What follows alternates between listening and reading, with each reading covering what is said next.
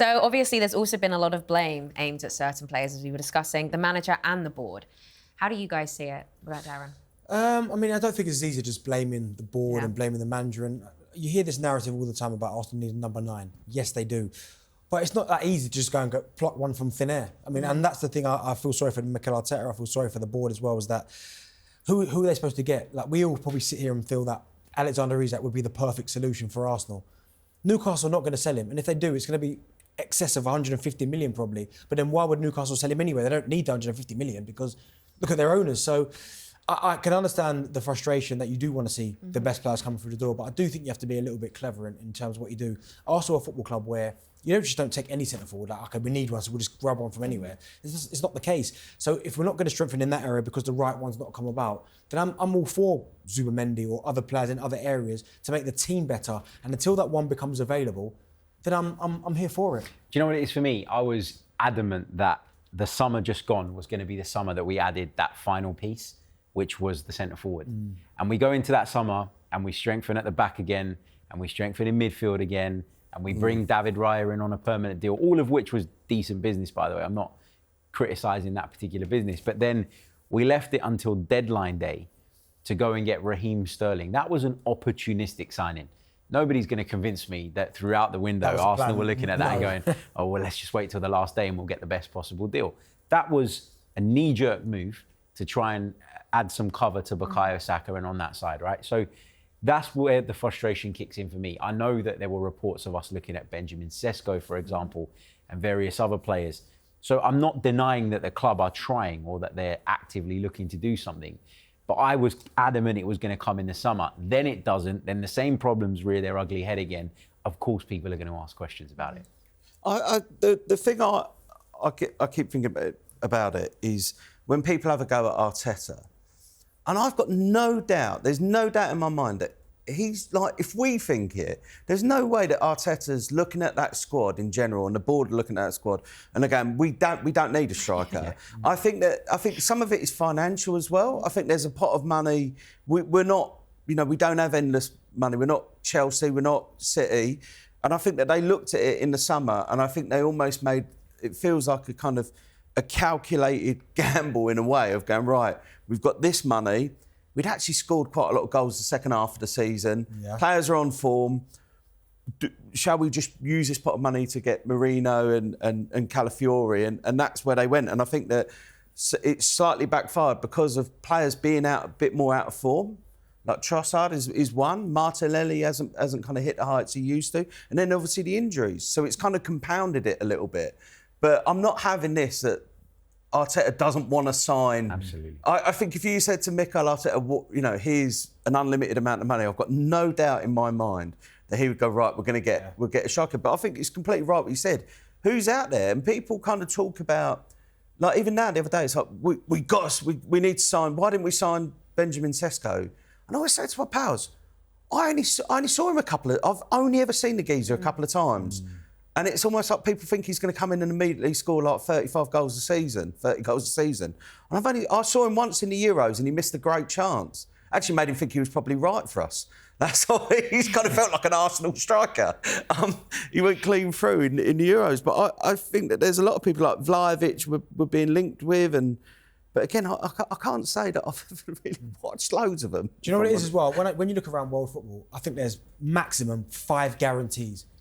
Haaland's one of them. You're not going to get Haaland. Harry Kane's another one. He's not coming to Arsenal. Mbappe, you'd have to say, he's not coming. So that's 3.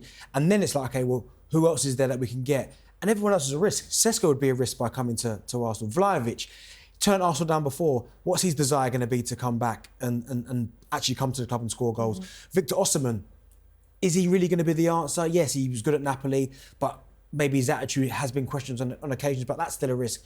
I just don't think you can just go out there and guarantee, right, we know he's the guy who's going to go and score us 20, 25 goals. Gyökeres is another one. Yeah. I watched him a lot at Coventry. Big fan of his. He's at Sporting. Sporting has been doing really well.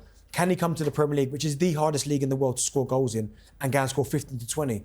Again, it's another risk. Well, I want to ask you guys, obviously, with Gabby Jesus now out for a year with ACL, and I've had ACL surgery. It sucks. So being out for such a long time, I want to ask you guys, and if you had to pick one striker this window, just one, who would it be? And I just want realistic strikers. How much money have we got to spend? Realistic strikers. That's it. This proves the point Yeah. that we're all sitting here and we're like, well, what's realistic? Because if you look around the Premier League, you try and take a centre forward from a team that is reliant on that player's goals mid-season, you are going to pay a premium. In which case, the club would argue, and probably rightly so, that you should wait until the summer so that you can actually get the guy you want.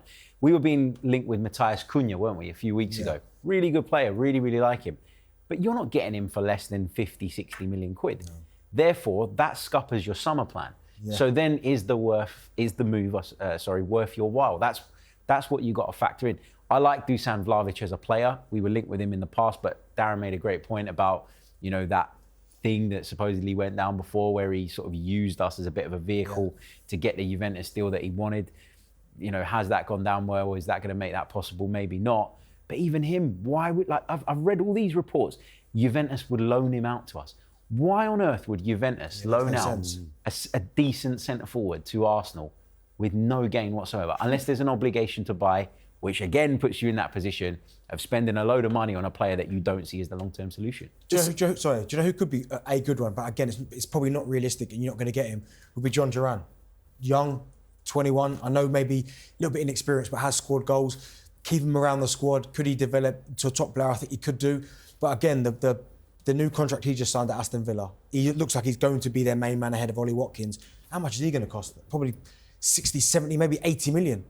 And this is the point that, again, it's another risk. And I think whoever Arsenal get in next as a centre forward, it's going to be a risk. There's no guarantees with whoever comes in. I think that's probably the fact that it is a bit of a risk. It's probably why they've prioritised other areas of the team, because they know they needed cover for fullback, so they knew what they were getting with Calafiori. Whereas I think you're right, to suddenly go and splash out 60, 70 million on someone like Vlahovic or Sesko or whoever.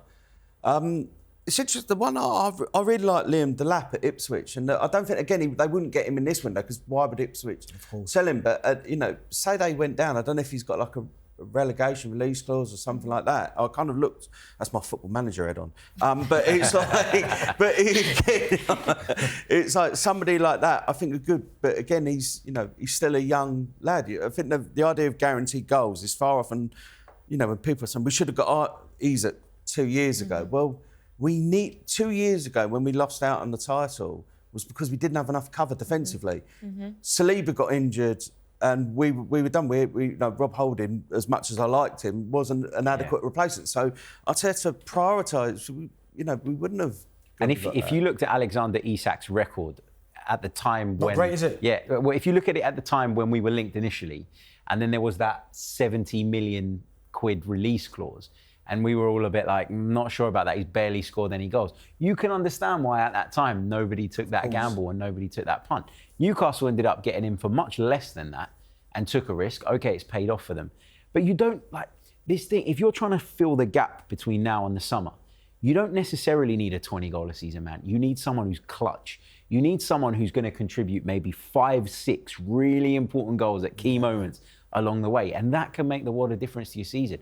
It could be someone in the latter stages of his career on loan. It could be someone, who's out of favour at one of the other big boys that can slot in somewhere and just do the business. It doesn't need to be a bank breaker just to get us through this period. It feels like we've been being linked with big strikers for about 12 years. It's a thousand of days. It's like maybe now's the time to get Higuain.